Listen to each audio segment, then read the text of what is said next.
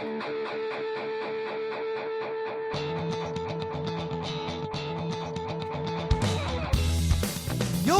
listening to the Let's Go Buffalo podcast, your new favorite podcast for everything Bills and Sabres.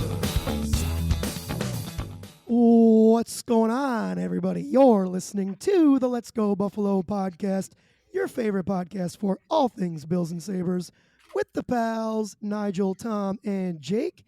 Episode 17 coming at y'all. Quick reminder, follow our social medias at Let's Go Buff Pod. That's Buff with 2 Fs. You can find us at that handle on Instagram and X. Let's bounce it around and say hello to the fellows. Tom, how we doing, buddy? Dude, I'm good. It's good to see you boys. This is my favorite time of year because I'm cozied up. I'm in my slippers and a nice sweatshirt, and I get to hang out with my guys. So I'm good. How are you guys? Good, man. Jake, what's up going on, buddy? I'm great. We took a little break for Thanksgiving. It's good to be back hanging with you guys. I'd say we get into it. Here we go. Yeah, man. I'm super stoked to be back, dude. I'm good, by the way. Nigel's back. Yeah, Nigel's back. Couple week hiatus for me. A couple things came up and I just needed my attention, but we're all good now. Everything's good and fine and healthy and great, and there is a shit load to talk about, man. But first off, I just want to quick check in with you guys. How was everyone's holiday? Tom, I'll start with you. How was your? Dude, it was really nice. Just really small. We my wife's family here is right in Vermont, just down the road, and we had a nice little time together. We have a young nephew who's a lot of fun, and I don't know if you guys growing up, I know everybody does the knucks, everybody does high fives, but did you guys do turkeys growing up with your, just like, you know how somebody holds up a high five and then you put the fist up with the thumb up? So I do that with my students. Like when they go to give me a fist bump, I just real quick go, turkey. I introduced my nephew, my 3-year-old nephew or 4-year-old nephew, and he and I did that for like an hour straight. It was the best. That sounds about right. It was so much fun. I was wind up, and he and I were turkey gobbling for like an hour. He thought it was the funniest fucking thing. Couple gobblers. Torpedo, buddy. How was your holiday, man? So is this your first Thanksgiving as a married man? No. Oh boy. Not too long about that. The internet cut out for a second there. I actually wasn't thinking. I answered right away. Everybody just lagged a ton. So that was, man, it is crazy how shitty the internet can be sometimes. It's crazy, man. Yeah, it's crazy. It seems to be back now, though. So no, not my second Thanksgiving as a married man, but no, it was the best thing is that we're probably still married because our wives don't listen to this podcast. So we're good. You're safe, buddy. We're good. 100%. Yeah, for sure. Jake, how was your holiday, buddy? It was great. It was nice. It was back in Rochester for the week, so got some good time with the fam, and no complaints. It was great. Nice, dude. And I'll throw it back to you, but I know it was. Yeah, mine was a little bleak. I was super sick the entire Thanksgiving week there, so I started to feel it the Friday before. Actually, I was at work and I was like, oh boy, I can feel it a little bit, and then it escalated pretty quick and. No COVID, no flu. I went to urgent care, got tested for all that stuff. It was just a real shitty cold that turned into a real shitty sinus infection. So yeah, dude, I was you were out. Bad. Yeah, I was out for a minute, dude. Like a whole week. I was. Yeah, I'm glad you're backing up. Yeah. No, me too, man. It's never fun, especially during holidays like that. Yeah, it sucked, man. It sucked doing Thanksgiving by yourself. You miss out. First of all, I got one slice of pie this year. What the fuck am I doing with that? But my family was good to me. My sister brought me some leftovers from Thanksgiving, and then my lovely honey came to visit me after Thanksgiving, and she brought me some more leftovers from her family. So that was incredibly kind and very much appreciated. 2 leftover drops and only 1 slice of pie was consumed. So I guess I don't know about you guys, man. I would do sick, disgusting, illegal things for pecan pie. That's my jam, dude. It's great. Yeah. So Olivia knew. That's my younger baby sister. She not a baby anymore. She actually just turned 26 on Monday. That's crazy, dude. Hey, happy birthday. Happy belated to live. But she brought me a big fat slice of pecan pie. My honey, no pie, but however, she did bring me, she makes these peanut butter ball type things, but they're not your average peanut butter ball. They fucking slapped, dude. They were so good. So I ate those in about 3.5 seconds because I was so excited. And but a little light of the pecan pie this year. I might just have to try and make my own, which will definitely suck. But Well, that's the thing, right? So my favorite thing I've learned as an adult is that you can make all your favorite like holiday foods outside of a holiday. Mm, that's a So you good can point. so Katie and I, my wife and I have started to we'll make a pie for ourselves. And there you I'll go. make extra stuffing that just stays at home and It never just even Oh, leaves the house. And all the favorite things that I usually have, just you can make your own. you can. And you can just eat it whenever you want. It's the best. We're adults. Nobody can tell me otherwise. I was it's just so gonna simple say, but so effective. yeah, I know. See, this yeah. is the best thing. All right, boys. Well, I don't know about you guys, but I'm absolutely freaking parched. Can we fire up a beer here? Here we go. All right, everybody geared up and ready to go. I'm gonna snap here. Here Ready? 3, 2, 1. Cool. My excitement or skepticism, whichever term you want, can't be contained. Tom, what is that glass of milk looking thing in front of your face? I almost moved. Well, you nailed it. It's eggnog. Hey, welcome to the Christmas season. It's my favorite. Ooh, a It's little nog, dude. eggnog I also season. love nog. And living in Vermont, I'm going to tell you right now, there's no better eggnog anywhere else. There's just not. There's just not. So I have my favorite mix is Stratford Creamery. It's eggnog from right down the road here in VT. But it's Kraken dark spiced rum. Oh, dude, that's a good rum too. Kraken is nice. Yeah. Jake, what do you got going on over there, buddy? Well, the eggnog reminded me that over Thanksgiving, my dad had this like lethal looking bottle of what looked like milk too. That was homemade eggnog, and it was Ooh. like, don't hold a lighter too close to it, kind of thing. But it was dude. very good. There's some eggnogs out there that will put some hair on your chest, man. They're absolutely dense, man. But yeah, dude, I do love a good like the Evan Williams, man. So every Christmas Eve, we have a little bit of a hang at my parents' place, and my uncle Dave is usually really good about bringing like 4 bottles of Evan Williams eggnog. So Nice. the night's pretty chill for a while, and then at some point it becomes me, him, and my dad just absolutely Yep. slugging eggnog. Oh, Well, boys, I've got I've never heard of this here. So, Reinvention Brewing, don't know where that is. And this beer that I've got is called the Middle Finger Lakes IPA, American style IPA, 7% ABV.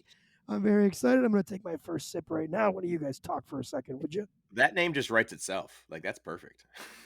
I'm like pissed at myself that I didn't think of that first. Right? That's so smart. And it's got It's a picture clever. of all the Finger Lakes on here, which really do look like fingers. They're very aptly named. And Yeah, with they're that, in Manchester, New York. So like around the Canandaigua area. So Western Yeah, New dude. York. I found out Canisius Lake is technically a finger lake. You didn't know that? I Yeah, didn't. you- Gone there No. your entire freaking life. Literally my whole life. I just thought it was too small. I thought there was I thought Canandaigua was like the cutoff or whatever, and Canandaigua was like twice the size of Canisius. So I'm like, oh wow, we count. We made the cut, which is kind of cool. Absolutely. I think Candace Lake too is another tiny one that counts as a finger lake. It could. Yeah. I don't know. I think care there's about more than Canisius, 5. and that's it. Honeyoy too. Honeyoy smaller than Canisius. It is. Yeah. Yep. And that is Okay. also a finger lake. So basically, I'm just a fucking idiot. Welcome to Tom, Jake, and Nisel's Geography Pod. Have you ever heard of latitude? Latitude, fatitude, baby. All right, I got to shout out my beer too. I was back in Rochester for the week, so I picked up a bunch of Rochester and Buffalo beers to throw around on the pod. But I'm going with Nigel's favorite, Three Heads Brewing, Hell yes. German style Kolsch, and it is delicious, light and crisp. Yeah, dude. Yeah. That shit's Nice, killer. bud. Well, All right, cheers, boys. fellas. Yeah, We cheers. Good to see you, haven't boys. gotten Glad to be this back. one, so, yeah. Let's talk a little bit about. And we need it because Buffalo sports, dude. Yeah. Well, I gotta say, man, and we'll talk about the Sabres at some point here, but the most recent Sabres game has brought me back from the ledge a good amount. I'll tell you what. Saturday into Sunday and Monday, those were 3 very, very bleak days. Let's talk about that football Sunday.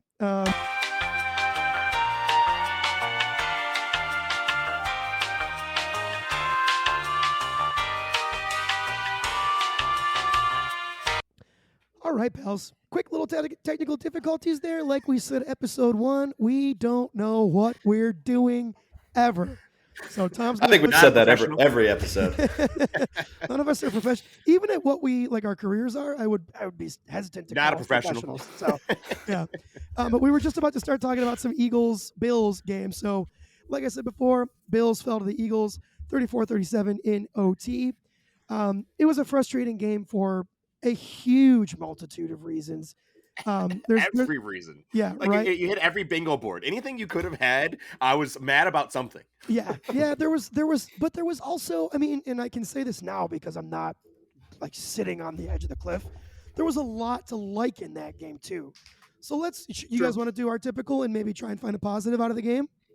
Yeah, let's do that. Jake, Yep. let's start with you, buddy. Can you throw us a positive on that Bills Eagles game and put you on the spot?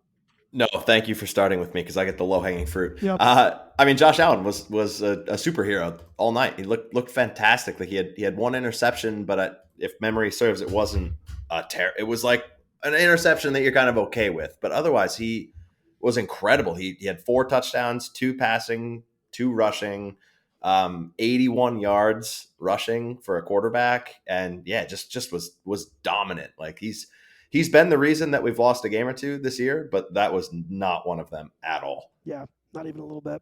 Tom, what do you got, buddy? It was so good. Yeah, It was it so awesome. good. It was so, and I mean, and in that weather too, man. We've seen him play through weather enough times to make me really believe that guy is weatherproof. Like I don't care. I don't care what kind of weather he's playing in. He's gonna still be able to do the things that he normally does. Yeah, it's always crazy for me to think about because like I think about throwing a football in in the rain, excuse me. And like, okay, so I'm a whopping 5'8", dude. Like my hands are not big. I can barely grip a football as it is when it's dry and 75 and sunny. I grip a football when it's wet, dude, and it just like immediately flies out of my hand. So when I see him, and okay, Josh Allen's 6'5" and probably has slightly bigger hands than me. But like, dude, I watch him uncork a football in the rain, and it really is, it's incredible, dude. He had a couple throws that I think were bad because of the weather. I think there were a couple that slipped on him, but I mean, like, and I'm sure we'll talk about it, but like that end of the game touchdown throw to Gabe Davis that wasn't a touchdown that should have been. Like that was a hell of a throw considering the weather, dude. Like, Right. and the touchdown pass to Steph Diggs, like, fucking crazy So given good. the weather. So my big positive shout out is going to be, and we'll talk about it more in detail, but Joe Brady and this offense, just how he's using and spreading out the ball. It's not cookie cutter. I was really excited to see how he used all 3 running backs, right? Like all 3, James Cook, Latavius Murray, our new guy Ty Johnston, well, newish guy Ty Johnston. Like they all looked great. They had some moments where he was using them in their skill sets in really appropriate ways. And I'm excited about that because that just means that we're more multiple. But Yeah. that was really cool. I like seeing that. For sure. Tom, I got to call you out for 2 seconds. Is that okay? Yeah. There's no absolutely. T in Johnston. It's just Johnson. Well, you know what? I would like him to have a T, please. Johnston. Tom, Isn't his first name Taryn or something? Or is that a different what? It's No, just it's a Ty. different guy. It's just Ty. Yeah, Taron Johnson is Oh shit. defensive player. Another player. You're right. Ty. So he's got a T. It's just in the first name. That's correct. Yeah. As boy. I said it, it came out of my mouth. I was like, "That's probably wrong," but whatever. That's all right, dude. What else is new? It's all right. Well, remember we educate people too, so I can't have people being like, "Well, I heard it on Let's Go Buffalo podcast." I hope most people start their conversations like that with their friends. You know what? I heard on the Let's Go Buffalo podcast. I super. You know what? Nobody starts their conversations that way. If people take what we say that seriously, then I have a bank account that they should wire some money to. Yeah, Yes. straight up, dude, for sure. Man, my big positive shout out, man. I gotta go, and it could probably go both sides of the ball, but the offensive line, man, that that Philly front 7 is no joke, man. You got Fletcher Cox. The massive guy. Hassan Reddick Reddick is another one. Jalen Carter, who's the rookie this year, and then Jordan Davis, the massive. Yeah, that's the massive guy from Georgia I was talking about. Like, dude, you get a defensive tackle rotation of Fletcher Cox, Jalen Carter, and what's his name again? I just forgot it. Jordan Davis. Just 10 seconds ago, buddy. I know, dude, I'm like a goldfish. We just did it. Just rewind just a little bit. It's right there. But dude, Not enough RAM. Is there a is there a better defensive tackle trio in the NFL? Like, I don't know. You don't that's get a break, insane. right? You You don't don't get get a a break break. from that. Yeah. No. So I thought, I mean, like Josh Allen dropped back 51 times. He was sacked once. So that, like, to me, dude, like, and I know PFF, like, we have to take everything PFF does for the grain of salt because most of their shit is pretty stupid. But currently, that Bills offensive line is ranked PFF number 1 in pass blocking, number 4 in run blocking. Wow. So I yeah, mean, they who knows if that's actually truly where they are, but like probably they're not. absolutely improved from what we've seen in the past. Oh, this Like, is the best offensive line that Josh Allen has had since he's been drafted by yeah, this football team, for sure. right. So yeah, that was the big one. But man, like there was some negatives too, man. And I'll start this one, man. For me, the biggest negative is the lack of retaliation in terms of halftime adjustments from Sean McDermott. Dude, The man, first half, that defense that we were running, Philly had no answer. They looked lost, man, and I was so stoked on it. And right. then I texted the group chat in the second half when I was talking about they started utilizing that RPO a lot more, that Jalen Hurts Yeah. RPO, which for those that don't know, RPO stands for run pass option. So in a run pass option play, the quarterback is looking at a specific defensive player. It's usually the defensive end, not always, but they're identifying what a certain defensive player is doing, and if that, depending on what that defensive player does, they decide to either A, hand the ball off or run themselves as the quarterback, so it turns into a running play, or keep the ball from the running back and pass it. So if that defensive end like crashes down and attacks the run, the quarterback will pull the ball away from the running back and look to throw. If that defensive end stays and has really good contain and is doing their job responsibly, usually what will happen is those runs will be designed to get more up the middle, like between the Hmm. tackles, and kind of take that defensive end out of it. So once they started So, utilizing, so go ahead, Tom. Sorry. now, I'm sorry. We're gonna let's go down this rabbit hole just a little bit further. What's the difference between RPO and play action? Because in my mind, it feels very similar. It is very similar. So play action, the design in the play is never meant to actually go to the running back. They will Mm. fake the handoff to the running back to try and throw off the defense. So as a defensive player, I grew up my whole life playing as a linebacker on defense, right? And as a linebacker, you are taught to play the run first. So if your goal is to freeze up the linebackers to freeze up the linebackers to maybe free up either the running back or the tight end, if you fake that handoff, ideally the linebackers are biting, they're stepping up a little bit, and by taking those 1 or 2, maybe even 3 steps forward, they're putting themselves in a harder position to handle their coverage responsibilities. So play Right. action, the play design is never actually going to go to the running back. It's just meant for the defense to think for a split second that it is. Whereas the RPO, it is designed to go either to the running back as a running play or for the quarterback to keep it. Right. So I was thinking about it the right way. It's just the intention, which is then some. I mean, looking back at like tape, that's probably hard to tell like what the actual intention is, Well, or is it? usually it's no, not really, because like if you're talking about play action, right? So I'll turn the question back to you guys, and maybe you guys know, and maybe you don't, and if not, I'll tell you. But what's the secret to a really effective play action? Like how do you make that? How do you make the play action attempt, that fake to the running back, be really effective? You need to make it look like all the other running plays that you've done before. So it looks like and they're expecting, hey, we've seen this before. This is the same scheme. This is the same way that players are aligned, that they're okay. This looks like the run and this is another run. Right. So to take it one step further, you need to have a successful running game, right? True. You need to Yep. start off the game. Usually play action is more effective in the latter parts of the game. Teams will still run it early, but it becomes more effective if you've been successfully running the ball, right? If we're running the ball really Yeah. well and James Cook is popping off for 6, 7 yards a carry, you do that 8 times and then you run the play action. That's when everybody crashes towards James Cook and everything opens up on the fake tremendously. Right.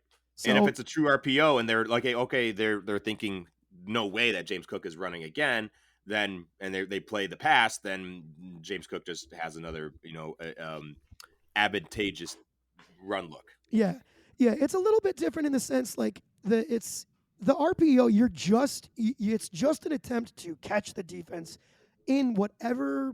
Let's see, how do I want to phrase this? The RPO, there's no like you don't have to set up the RPO like you do the play action. Play action needs a little bit of setup attempt, a Mm, little time to become effective. The play action, you're just exposing whatever that defensive end is doing, right? So you can be right no matter what. This doesn't take time to right. establish the run, doesn't take time to establish the Yeah. pass. It's just based off of what that defensive end is doing. Okay. Make Gotcha. sense? Yeah. Well, hey. All right. Thanks, Prof. Yeah. And I don't at all You were remember. talking about the Oh, Bills yes, yes, yes. Thank were you. taking away the RPOs and we're doing really well in the first half. Yep. So, well, that's the thing. There was very little RPO in the first half, right? Gotcha. And we Okay. talked about it in the group chat, Tom. We said like, wow, the secondary is unreal, and it was actually you that you said they're going to start running eventually, right? And it didn't happen the entire first half. Um, and I think a big piece of that was the fact that they did not have Lane Johnson, their right tackle. So the splits with the Eagles winning and losing when they have Lane Johnson, it's Are like crazy. it's Yeah. insane, dude. Their win percentage when he's not playing drops like 40%. It's some fucking crazy number. We didn't get to take advantage of that because apparently we don't know what we're doing. But you get my point, right? So I think going into that game, they're like, okay, no Lane Johnson, we got to chuck the ball, which against this really, really, really well coached defensive secondary, say my well coached in air quotes a little bit because we watched Jordan Poyer and Micah Hyde give up an embarrassing touchdown, but that's for another day. It was, yeah, just so to expedite.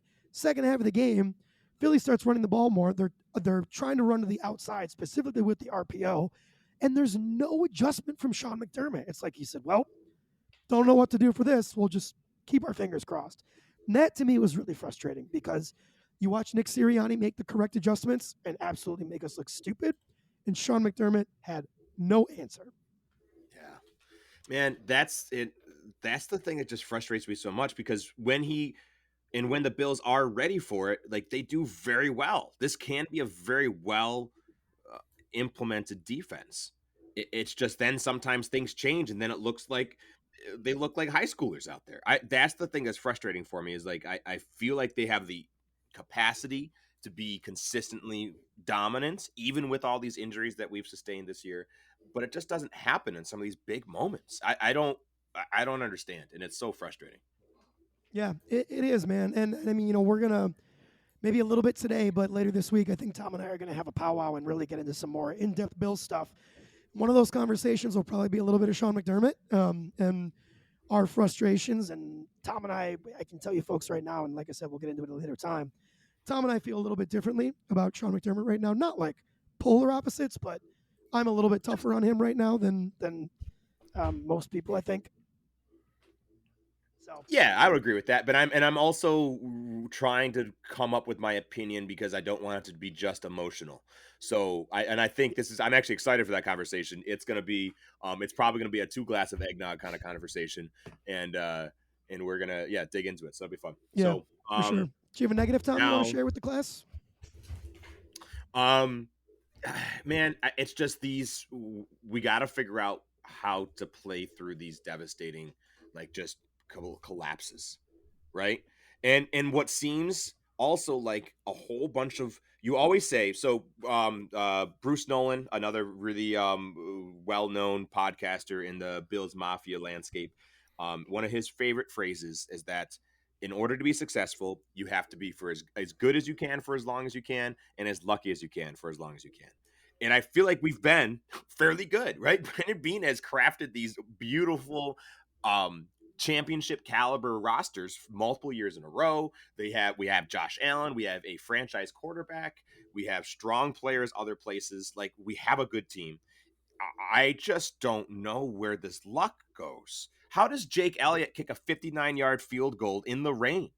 Like I mean, I understand that we should have done X, Y, and Z to get there, but at some point, I don't know. I just don't get it. How does James Cook drop a dime of a pass for a touchdown early in the game? Yeah, How does it just at some point the thing that I'm grappling with right now is how do we it does feel it feels like the universe has something to do with it. That's what it feels like. How does this officiating be so bad against the Bills? Yeah. How can you explain that? I, all of us are sitting on the couches and we're better referees than what we saw on the field on Sunday. Well, Yep. the Jason Kelsey's eyebrow moves and they call it for false start, right? And then they miss blatant calls, right? Like, Jake, I know exactly what you're talking about, dude. Cause then those, so Jason Kelsey had those two, by the way, real quick side tangent on Jason Kelsey.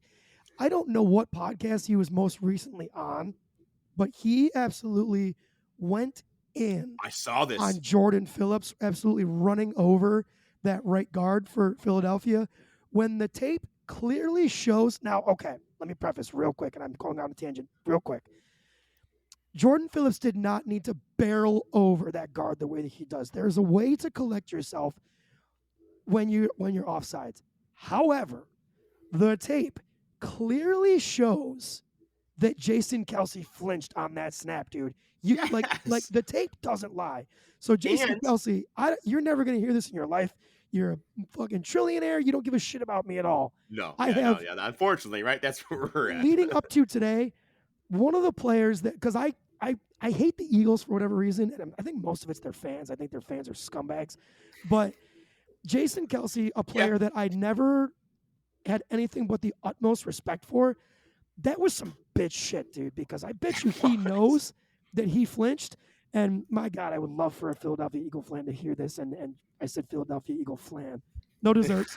Philadelphia Eagle fan to hear this and come at us, which would be just great And content. But well, they might, but shout out Sean if you're listening to this. He's an Eagles fan. I disagree with you. I love the Philly fans. I It's think such degenerates in like the most endearing way to me. I don't know. So much more. I like them so much more than like Cowboys and Patriots fans and all that shit. But anyways, I digress. I don't know. But like I mean, and what it felt insurmountable. It didn't matter how good Josh Allen was playing.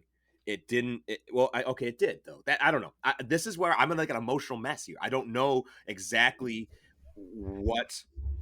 where to put the blame. I don't know what is the problem. I don't understand, and that's the thing that is hard to grapple with. I wish it was clearer. I wish it was clearly Josh Allen's playing like booty, like whatever, like I wish we could put our finger on it. All right. Well, first of all, Tom, there's absolutely nothing wrong with booty. Okay, so take it easy with that. Before, because I would like to touch on that too, and I think that's going to kind of transition to at least the next thing that I wanted to say. Jake, did you have a negative you wanted to toss out to the class, or?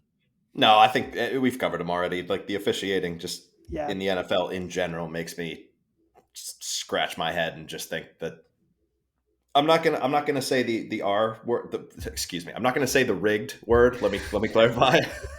yeah, we don't need good to catch. Good catch. That one we can say. I thought we'd get canceled after episode 1, but we made it to 17, so it's been a good run, guys. No, just the officiating was head scratching to me, but which is tough because I hate to rag on officiating and be that fan. But this one was like it left me no choice. It left me no choice but to be like, what the hell? This one was really bad, dude. And I do want to get to the officiating because there were several egregious things that took place due to the referees. However, despite all of that shit, we still had the opportunity multiple times to win this game. And once again, it came back down to execution, right? And I can point to two things, and Tom, I think between the two of us, we've touched on both of them. But the easy James Cook touchdown that dude, literally, Josh could not have hit the freeze button, walked to down the field, and placed the ball in a better spot, dude. It was perfect beautiful throw. James Cook, my God, brother, you just got to catch that ball. It's a walk-in touchdown. That's number one. Number two is that missed touchdown pass to Gabe Davis at the end of the game, dude. Now, I'd say just for the pod, I watched the film. I broke it down based on what I know about football, which is Not nothing, but it's not. I'm obviously not an offensive coordinator in the NFL. Um, Based on what I saw between the leverage of the safety and the cornerback and how they responded to both Gabe Davis and Stephon Diggs' routes, Gabe made the right call.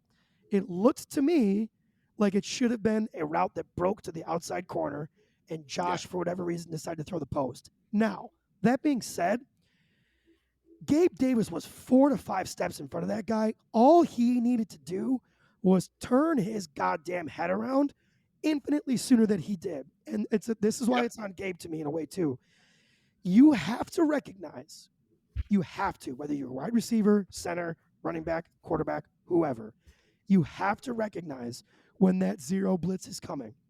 And when that Yes. zero blitz is coming, you have to know as a wide receiver, you have got to get your head around quick because you know that quarterback has to get the ball out fast. So if you're running a route and you know you're the deep guy and it's going to be single coverage, there's a chance that your quarterback is just going to toss it up and give you the opportunity to make a play. You've got Yeah. to snap your head around. Gabe snaps his head around when he's supposed to. It doesn't matter where Josh throws that ball. It's a touchdown because Gabe can adjust. Gabe could took have grabbed forever it, to get yeah. his head around. So it's on both of them. Gabe ran the right route. Josh didn't anticipate that correctly. However, Gabe, you have to recognize the situation at hand. Get your fucking noggin around. Yeah. Yeah. And it's just crazy. I mean, there was that. There was I couldn't even keep going. It was the I can't remember if it was game time, but that touchdown throw that Jordan Poyer and Micah Hyde both got cooked on by some nobody receiver. There was Tyler Bass missing a field goal, getting a field goal blocked. There was Sean McDermott not giving Josh Allen the chance of the ball with 20 seconds left at the end of the fourth quarter once the Eagles did tie it up. Like, what? It's all these execution errors that just piled up, and they're insurmountable. You can't get over that. You can't. And at some point, it's just they add up, and here we are. Yep. Burning a 6 timeout and 6. to ice the kicker before that. So Yeah, Right. which I think, dude, that this mentality that coaches have of trying to ice the kicker, can we grow up, dude? Like, they're either going to hit it or they're fucking not. Stop burning timeouts for stupid stuff like that, especially when you see now. Okay, here's where I'm going to get so heated on Sean McDermott. You are the coach that is a victim of 13 seconds, Yes. right? You see that you have a potential to have 20 seconds with 2 timeouts, and your quarterback can throw the ball 70 yards. I mean, And he's playing like a god. and he's playing lights out. So He's that's not even having a bad game. If he was having a rough game, I get it. right. So it's twofold for me. One, Sean McDermott, you're a bitch. It's just coward. It's a cowardly move. It's just cowardice, right? Like it's like where's your spine, right? And the second one to me is even bigger. What message does this send to your team? Yeah. Right? How do you say I don't believe in you guys without saying I don't believe in you guys? That's how. You kneel out when you have a top 3 quarterback in the league with a bazooka for an arm with 20 seconds when you're a victim of 13 seconds. There's no better way for me. Like if I'm a player and my coach does that, I'm like, that's it for me. This guy doesn't think we can do it. Period. Yeah. Yeah. You know? Man, I don't know. Yeah. I can't picture a So quicker way to tough. lose a locker room. You know? Like Right. it's just and like I recognize the chances for success on all of that are not high. I get it. And there is a potential risk. But holy fuck, dude. Look at the way your quarterback is playing. You got playmakers. Joe Brady's calling an awesome game. Like The way that the Eagles just walked down and scored like 4 scoring drives in a row on your defense, right? So clearly your offense is playing better than your defense right now. Let them go win the game. Man, dude, we're going to have a great conversation on Friday. I'm so excited. That we are. This is going to be good. I'm telling you, it's going to be it's a 2 eggnog. Yeah, But for sure. so anyway, let's here make we it are, 6 and 6. Yeah, let's make it a hair positive for 1 second. Yeah. Joe Brady. I mean, what's Dude. there not to love, dude? He's calling a beautiful game. He's calling motion with intent, right? So for those that might not know, what's the point of motion? Okay, so motion is a pre-snap thing that teams will do, right? And when I say motion, if we're talking about the Bills, Josh Allen's getting ready to snap the ball, and he will look over to either his left or his right and send a receiver or a tight end or somebody who's split out wide to move to a different spot on the field. What is the point of motion? The point of motion is to give you a clue as to what the defense is doing in terms of their coverage scheme. So the defense is either going to be running a zone or a man coverage scheme. There's hybrids in there involved, but if we try to make it as black and white as possible, it's coverage and zone, or excuse me, it's man coverage and zone coverage. If Stephon Diggs, if we're playing, let's see, Darius Slay, he plays for Philly, right? One of their cornerbacks, Yes. I think. Yep. So if Darius Slay is lined up over Stephon Diggs, and Josh Allen motions Stephon Diggs to a different part of the field, right?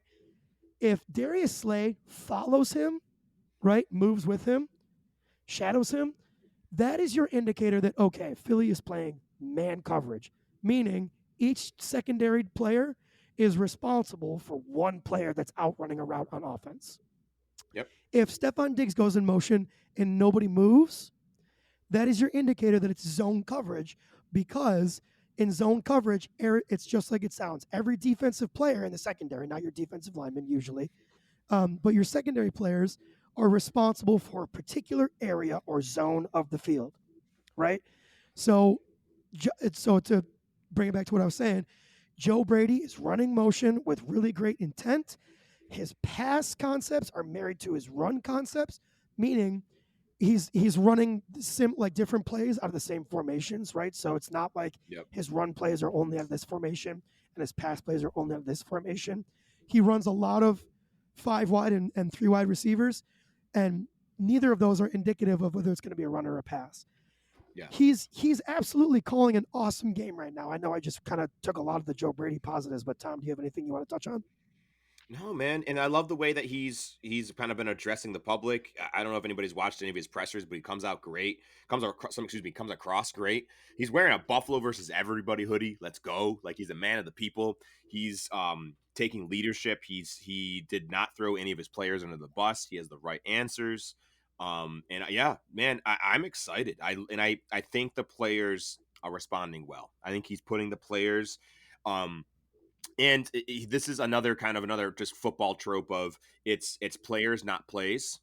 And I think he's doing a good job of getting the ball to our playmakers, not just, okay, I'm running this concept because I know it'll work. No, get the ball to Stephon Diggs, get the ball to James Cook, get the ball to Dalton Kincaid. Like, he's doing a good job of that, and I like that. Yeah. Okay, so Tom, I'm going to ask you a question. All right. Yep. And the rule is you can only give me a yes or a no answer. Oh, okay. Okay. We have how many games left this season? Does anybody know off the top of their head? I don't actually know. 5. 5. Okay. Because we're 6-6. Let's say the Bills finish out the season 3-2 and miss the playoffs. Okay. Mm-hmm. At the beginning of next season, would you prefer that Joe Brady was the head coach over Sean McDermott if that's how the season ends? Yes or no? Right now, no. Okay. You technically broke the rules, but just picking on you. Okay, let's have that conversation on Friday. But that's a teaser for Friday. And I think because I think there's layers to that.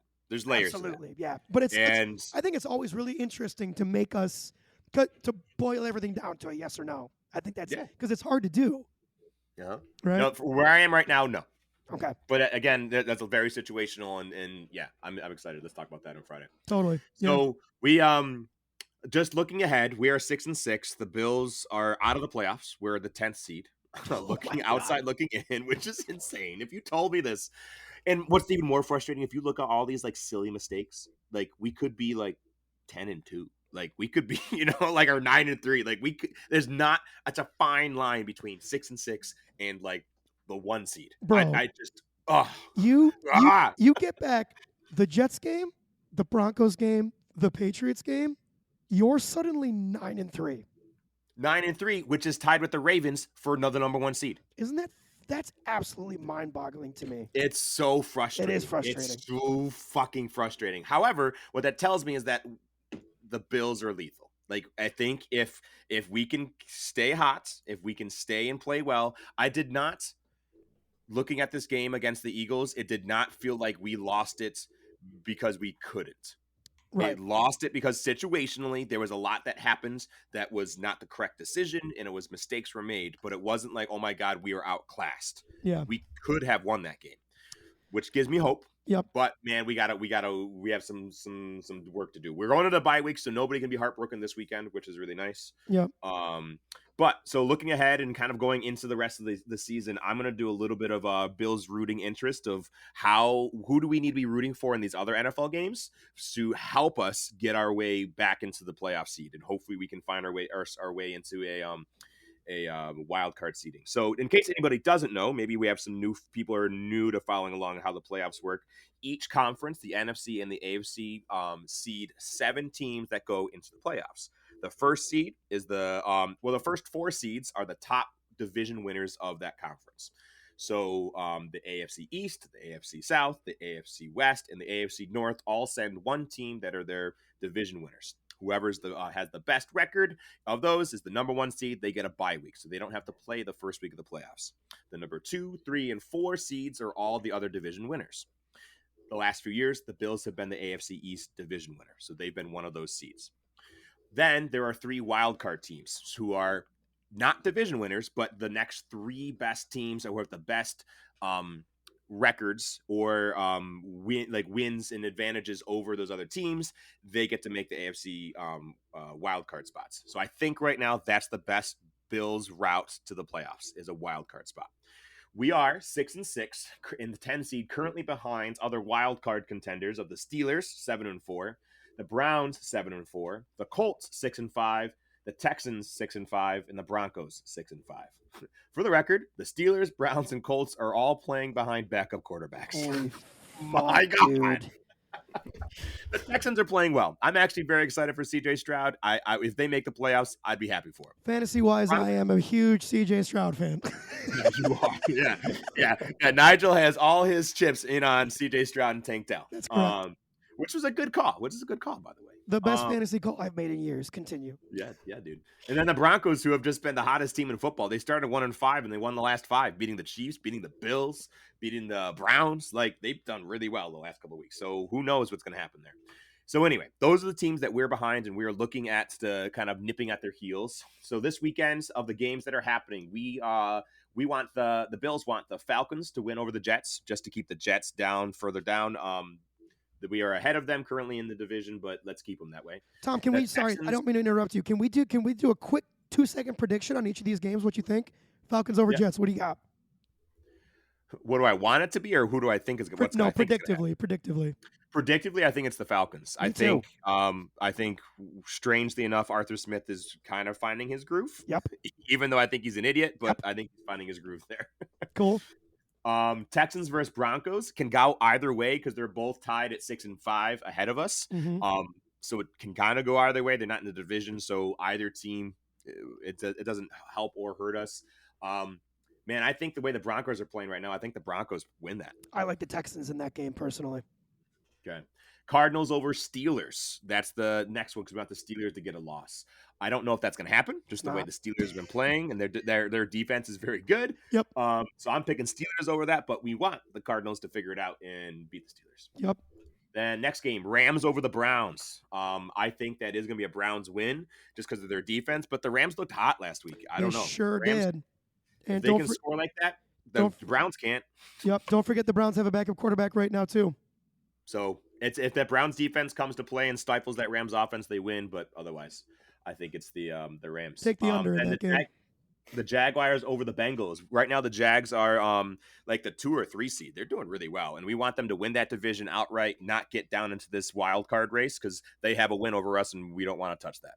Yep. And we want to also keep the Bengals, who aren't they are probably not going to do as well, but who knows? They're behind us and could come up and become a contention because they have a win over us. Then we want the Titans over the Colts because the Colts are in that wild cards race.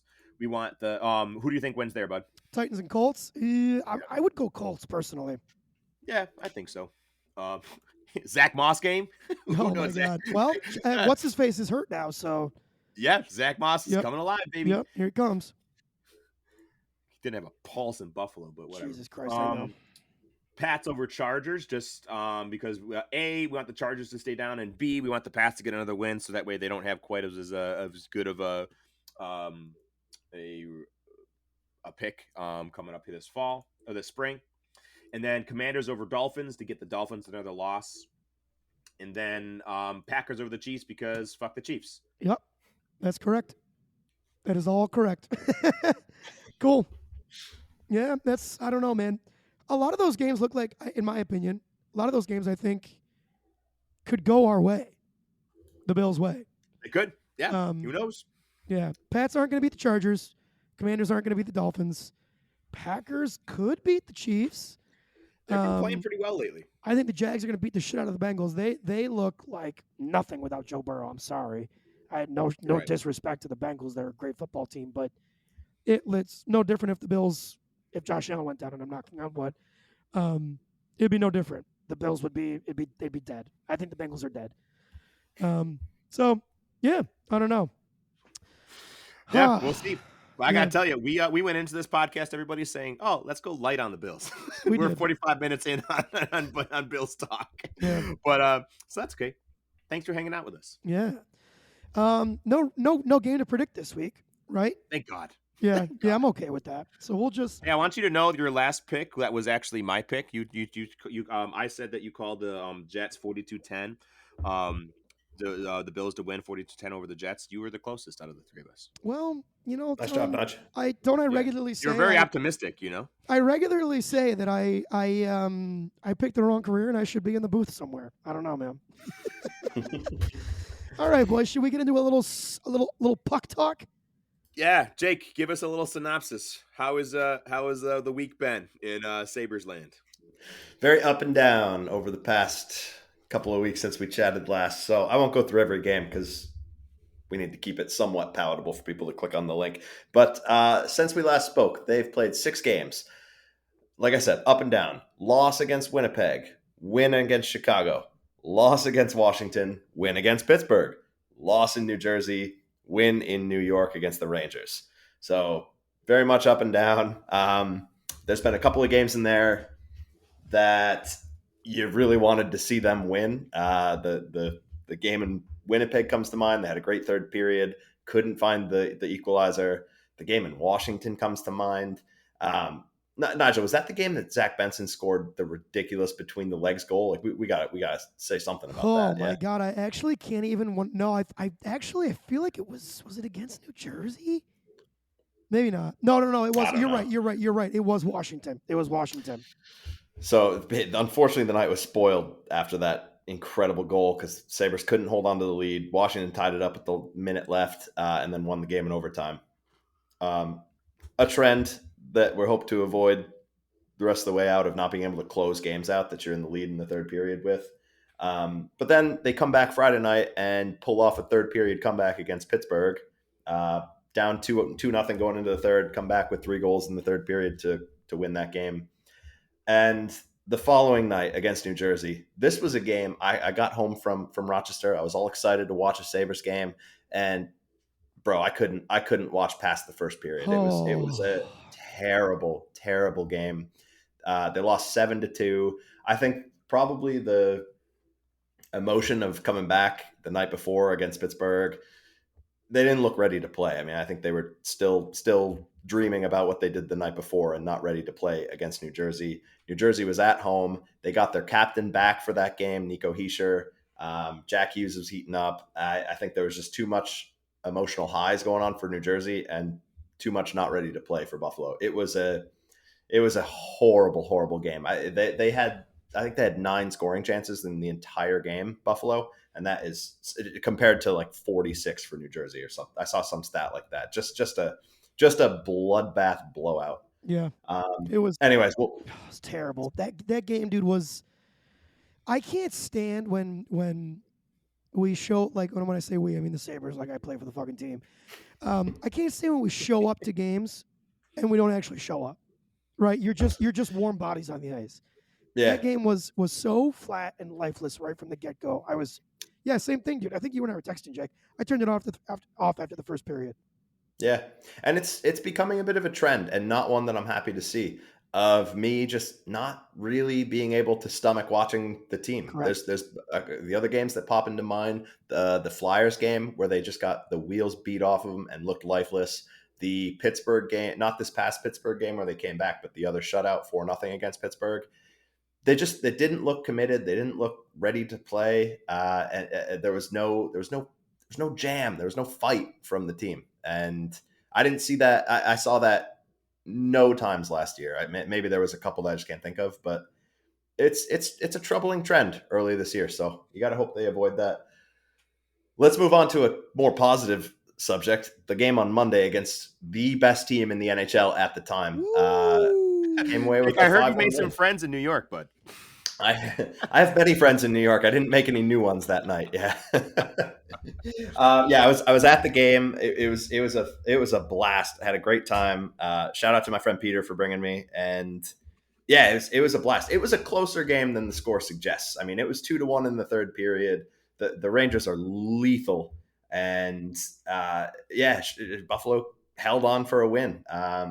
Hold on. I gotta stop you there. We didn't hold on, man. We outplayed the shit out of the Rangers that whole game, I felt like. There was no holding on there, man. And you're absolutely right. It was closer than the game or than the score suggests.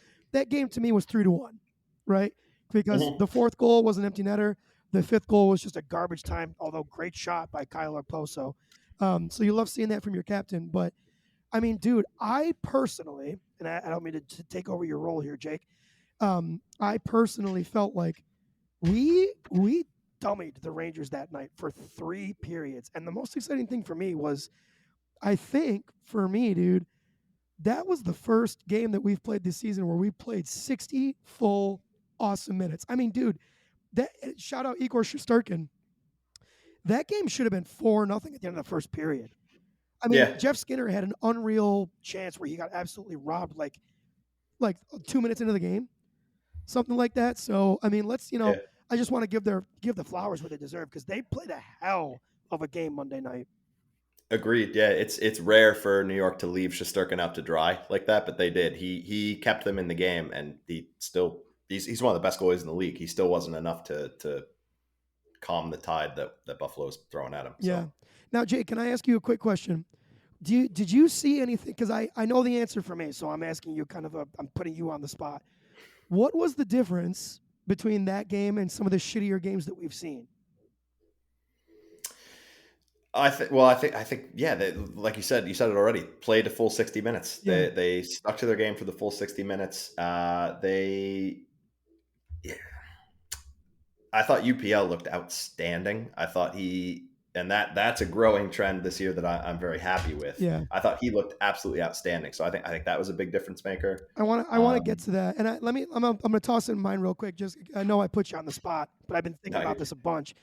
It seems to me that this Sabres team, man, when they're super aggressive and fast on the forecheck, that is when we put together really, really, really good moments of hockey. And for me, that Monday night, that 60 minutes, we forechecked our balls off for yep, 60 minutes. Now, when I say forecheck, for those that might not know, forecheck is your tenacity on the puck when you're playing defense, right? So not giving like when the other team has the puck in their end and they're trying to break out to get to their offensive end, right?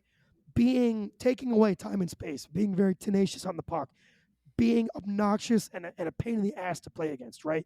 There's nothing more frustrating in hockey when your opponent immediately takes away your time and space with the puck. Rushes you just it's like a blitz in football, right? Rushes the quarterback's decisions. When decisions are rushed, that's when shitty decisions get made. And for me, dude, we forechecked the hell out of that Rangers team. At no point when we were forechecking did we have less than two guys in our offensive end, their defensive end, hounding those guys for the puck. That was the big difference for me. Sorry, Jake, I didn't mean to put you in a bind there and take over, but no, not at all. I totally agree. A lot of board battles that they won, stripping pucks, and yeah, they're a fast team. When they use their speed effectively to get through the neutral zone and into the offensive zone. Good things happen when they use that speed and tenacity in the corners in their own offensive zone. Good things happen. it's a tough team to do that against, and they did a phenomenal job that night. Sure did. Talk to us about the record and where we're standing right now, Jake. So currently they're 10-10-2. They are sixth in the division.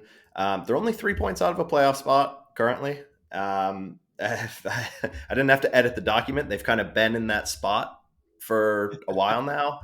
And look, they're playing up and down hockey. The win, loss, win, loss. That's not going to get you to the playoffs, but it's a good way to stay relevant in the conversation. So Mm-hmm. Yep. And that go. that to me is the positive at this point, right? Like we have not played our best hockey. We're more or less 500. And Yeah, at 500, we're 3 points out of a playoff spot. That to me is truly a positive because if this team, if they can take anything from Monday and start to get hot and be like, look at what we can do against the best team in the league right now, you like to think that generates a little bit of momentum. And then there you go. You start to go on a run. But I don't know. exactly. If they can, well, and it's about if they can string some wins together. If they can have, say, they have a 5-game winning streak at some point in December, January, February, that sets them up really well. If they go on a 5-game winning streak and then continue this trend of win loss, that gets you in the playoffs. Yeah.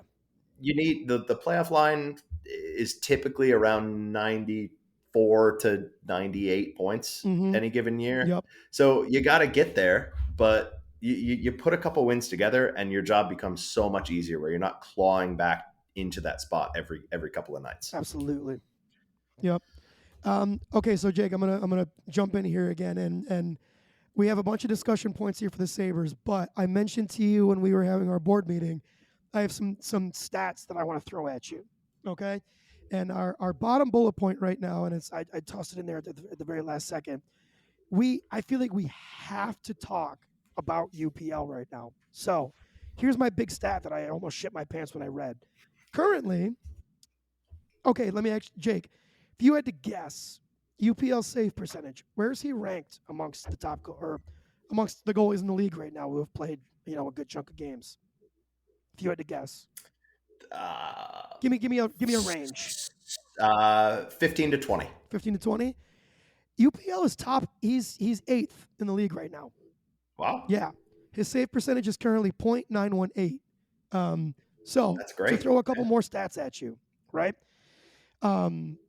So his save percent, and I always, when I'm talking about goalies, and maybe you feel differently, Jake, I always lean towards save percentage as opposed to goals against average. And the reason is, if you're a goalie and your team allows 20 shots and you give up 2 goals, your GAA, your goals against average, is still 2, right?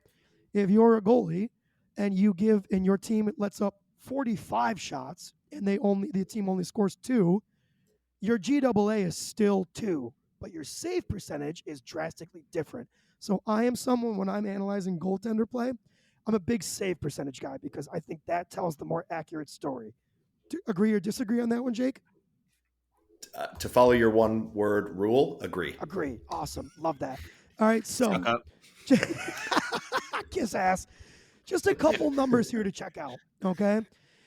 UPL's last 1, 2, 3, 4 starts. Okay, I'm going to read you his save percentages. Against the Rangers, .962. Against Pittsburgh, .939. Against Chicago, .923. Against Pittsburgh, .921. That's 4 games where his last 4 starts. His save percentage in those last 4 starts, .936, dude. That's a borderline elite number. Like if we're talking about goaltenders, the first place save percentage right now in the NHL is .933. Okay, now goalies are voodoo, black magic, weird. Nobody knows how they operate. They're so hot and cold. They're so superstitious. Goalies are just fucking weird. No two ways about it. But if you take the last 4 games, and obviously there's 82 games in a season, so take a 4-game sample size for what you think it might be worth. You take the last 4 games, UPL's the best goaltender in the league right now. I mean, that for me, to see him make that kind of a stride is absolutely monumental. Like, how sick would it be if UPL all of a sudden just went off? And yeah, like those are my stats, Jake. Those are the ones I was excited to drop. Go ahead. I love it. No, I think they're worthy of excitement because he's looked more confident too. I think he's a goalie that operates off confidence. When he gets shaken, he can let in really leaky goals, and he's playing really really well right now. So hearing the stats back up how he looks in the net, I think is phenomenal. Yeah. I'm not quite ready to call him the best goalie in the league. I'll Oh, let no, you no, no, handle that no, no, one. me neither. I'm just saying, if you took the last 4 games, like, so for UPL, man, his issue's always been consistency. No, he's Yeah, always had the flashes. 4 games of really great play for him, for my money, has got to be close to his best stretch of hockey ever. And I'm knocking on wood again, but I mean, for him, a stretch of 4 really great games, you take that 10 times out of 10. No, yeah, absolutely. Totally agree with you that he's looked the best that he has in a Sabres jersey thus far. yeah, yeah, I think that Comrie's looked better too. I think a big part of it that needs to be said is the team defensive play around him. So many goalie stats are team stats, really.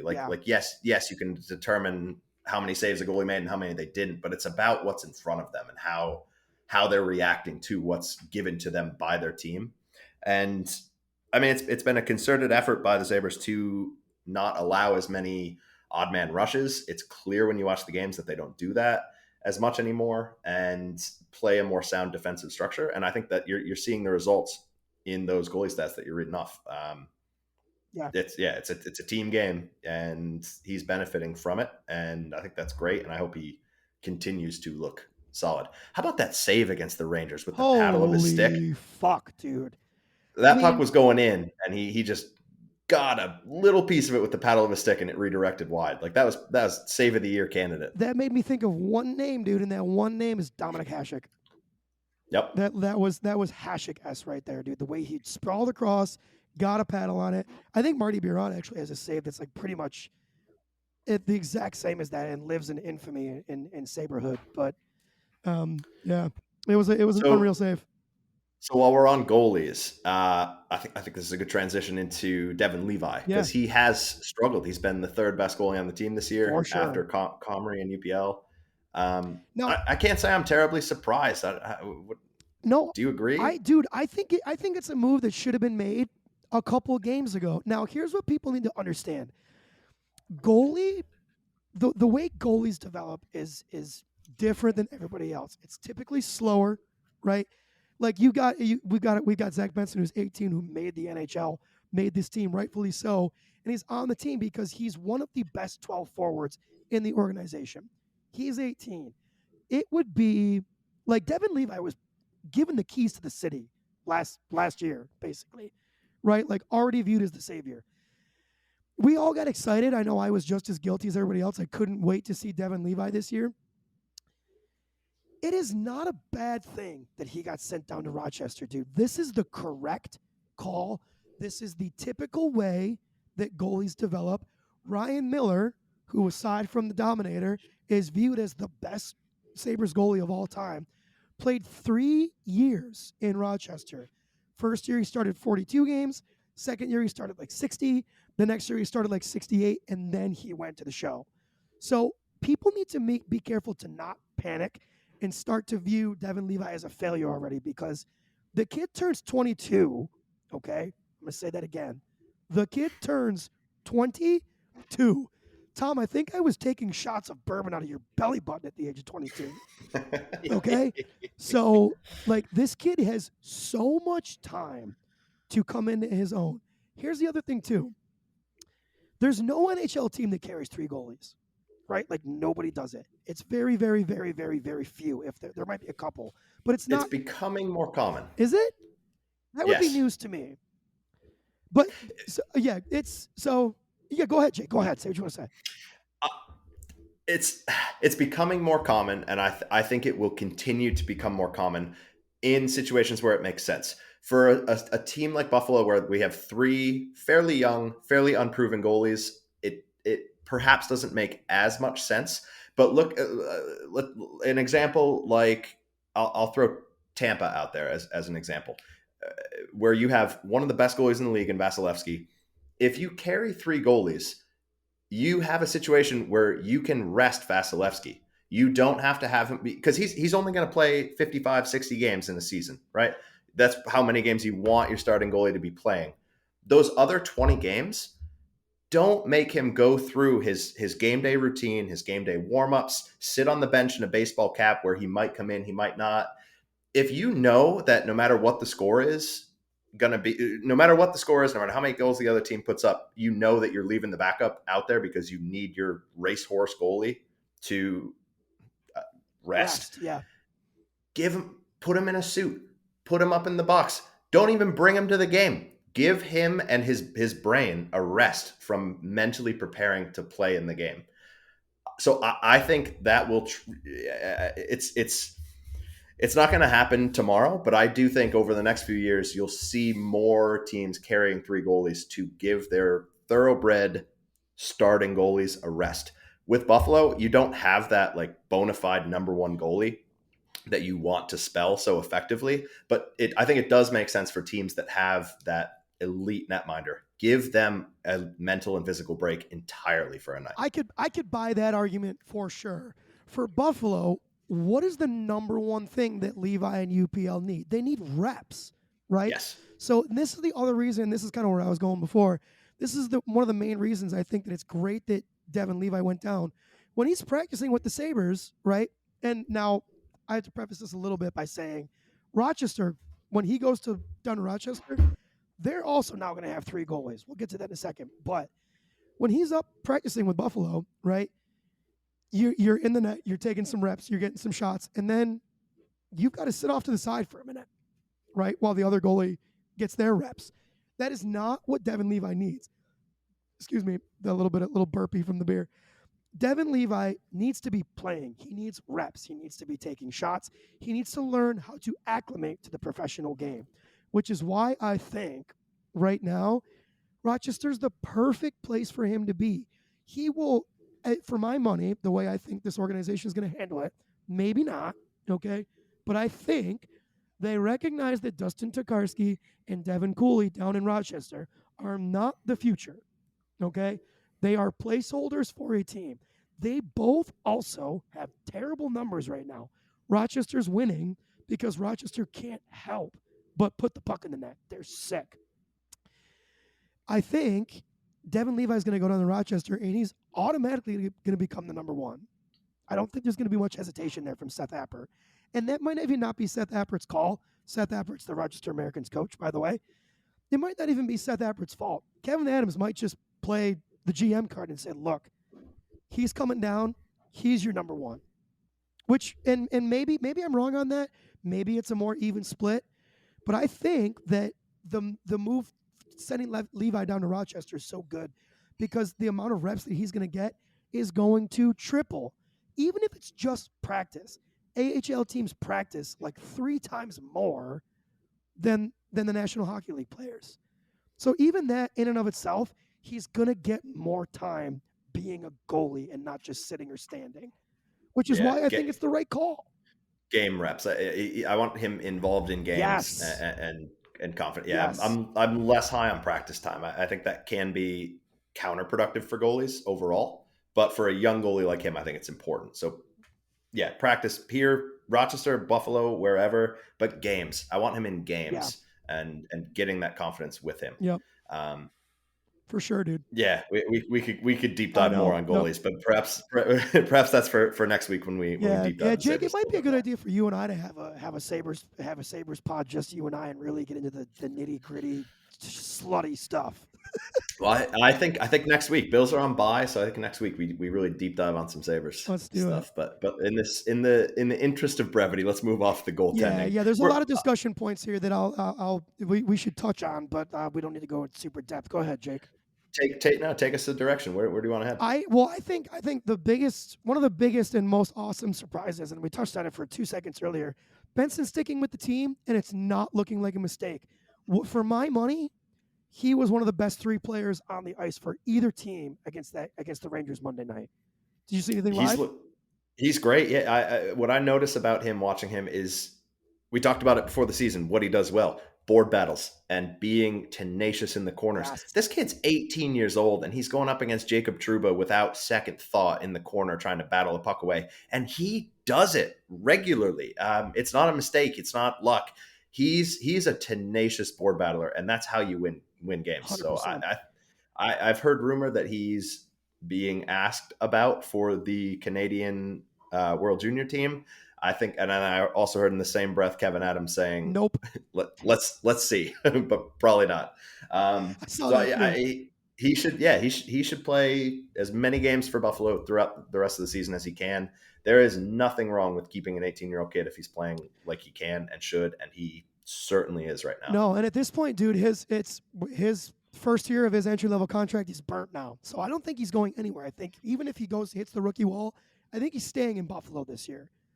Yeah, You agreed. already burnt the year, so you might as well keep him there. Um, Keeping with the young guys, we had some debuts of some really some guys that I was super high on. However, they showed up and, for my money, were invisible. Right? Completely, Yeah. yeah. Kulik got in one game against New Jersey. The whole team kind of burned the tape kind of game. Like Yeah. you move on from that, but he wasn't helping really Yeah. at all. Tough to really gauge either of the young guys in that Devils game. I feel like, because like you just said, everybody was dog shit in that game. Yeah, agreed. I was hoping Kulik would get in against the Rangers, but he didn't. He's back down in Rochester now. Yep. I think he should be given another chance if injury strikes again. But I'm personally not upset if he stays in Rochester for most of the year. He's young. He can score for sure. I think his game away from the puck is not where it needs to be to play in the NHL. He's got a howitzer of a shot. He's lethal on the power play, and that's what gives him a lot of buzz. But I just don't think he plays a complete enough game to make it in the NHL. And so he's not going to do that in the NHL. He's not going to. It's not a development league. He's not going to develop by playing NHL games. He needs to learn some tendencies and habits away from the puck in the AHL and come up when he has a more complete game. To me, Yeah, I can buy that a little bit. I guess at some point, right? Because him and Roseanne both, like, dude, they're both lighting up the AHL. So yeah, at some point, I would push back a little bit in the sense that at some point the NHL is like a hair of a development league. You don't bring guys to the NHL specifically to develop, but when you're just ripping apart the AHL, eventually you just got to come up and you'll learn the game over a little bit there. But I yeah. get what you're saying. They're both so fucking young. Like, there's no rush. I know you and I got it. I don't want to say got into it. We didn't like fight, but like I was like, for the love of God, bring up Kulik and Rosen, and you were like, I'm okay with it. I just feel like that because like I see guys like Victor Olofsson, and I love him, dude, but Gergensons and Jost and Arposo, God, I love him to death, but like I'm not dying to see those guys on this team anymore. And I know we need the leadership and the veteran presence, and Oki and Gergensons play a different game than Kulik and Roseanne. But when Mm-hmm. I'm watching the team, and prior to the Rangers game, when I'm watching us not put the puck in the net at all, and I'm watching Kulik and Roseanne bury the puck constantly in Rochester, that's when I'm like, oh my God, like, what are we doing here? I agree with you. We'll get into this more Yep. next week when we deep dive a Yep. little bit more. Sorry, I did But it again. I went too deep. no, not at all. That's what But she said. Sorry. but no, you're right. The older players, the veterans, are kind of the boat anchors right now that are not really pulling the rope in the way that they should be. I think the leadership qualities are there and are important to have, but they're not playing great. A lot of them, Eric Johnson, Clifton, Yep. Okposo, Gergensons, Yeah. 100%. So yeah, we'll see. But Roseanne was absolutely invisible all night in New York the other night. So Yep. I think as Greenway gets healthy, I think he goes back to Rochester soon too. Yep. I also saw today that Brandon Byro got called up too, so there's a chance he might play tomorrow night, Thursday. Yeah. But Tage Thompson might be back a hair sooner than we thought. He got some imaging done today, either today or yesterday. Everything looking good. Going to be out for December, but eyeing what looks like a similar return time to Mr. Jack Quinn, who, if y'all remember, tore his Achilles. in the off or ruptured, or I don't know if he totally tore it. I don't totally remember. Achilles injury. Looking like both of those guys, Jack Quinn and Tage Thompson, might come back around the same time. You want to talk about a way to bolster your offense? Wow, wow, wow, wow, wow. Any thoughts on that? Throw two top six forwards back into the mix is certainly a way to do that. Yeah, Yeah. I think the team's missed Jack Quinn a little bit. I'm me not too. like the offense doesn't run through him by any means, but he's a very effective shooter and a very effective young player. Yes, So 100%. extremely excited to get him back. But we'll see. We'll see. Yeah, It'll be a huge bump around the new year for when they both sure. come back. Patrick Kane, not going to be a Sabre. He's a Detroit Red Wing. We play that Red Wing, Detroit Red Wing. We'll see him in a couple weeks. Next week, I think. Next Right? week. Yeah, Next week. next week, Tuesday. Next Tuesday. I would love to see somebody absolutely lay him out. It won't happen, but yep, he's not. He didn't pick us. I think the breaking point there was he's such a little whore for Alex DeBrincat. He loves Yeah. playing with DeBrincat. Yep. So I think that was probably what handled most of that decision. And then Jake, you and I are both super high on this R. Johnston fella. You want to touch on that for 2 seconds? Yeah, he's stuck with the team after he got called up earlier this year. He played well and forced the team's hand to not send him back down. And I am here for that. I respect the decision to keep him despite another defenseman coming back from injury. Keep him on the roster because he's playing well. Reward that good play. And so I'm fine with carrying more defensemen and playing more defensemen if they are contributing to wins. So Yeah. I'm super happy he's here. Yeah. I also think it's just very admirable. Like when you're a young guy and you force the GM's hand to keep you up there because you're playing so well, that to me is really impressive because I don't think anybody planned on him staying. But yeah, pretty awesome, man. Good for him, and rightfully so. He's a top 4 defenseman in Buffalo right now. Rightfully so. He's where he should be. Yep. 100%. Yeah. I'm incredibly glad he signed and is here and wants to be here. Yeah, that's the name of the game for a lot of players on the team. Do they want to be here? Yep. Wasn't the case for a long time, and long time. That's what I keep coming back to. I'm trending in the right direction because of that. Getting players that want to play here. That's the deal breaker, right? Especially in a place like Buffalo. It's cold. You get taxed out the wazoo. Like you have to care about this fan base and care about the guys around you in the room for this team to be successful because we're not going to attract the free agents that a Tampa Bay Lightning or a Florida Panther or any of the California teams, right? Like no one's going to pick Buffalo over San Jose if they've got the same option. So I agree, but I don't know how many people are picking San Jose. Yeah, well, if they're smart, nobody right now. But all right, so Jake, we got 4 games coming up here in the next couple of days. We'll probably pod once or maybe once before then. But let's do this. I'm gonna rattle off the 4 games and the 4 dates. You give me a record prediction. Tom, you're gonna give me a record prediction too because I just love it.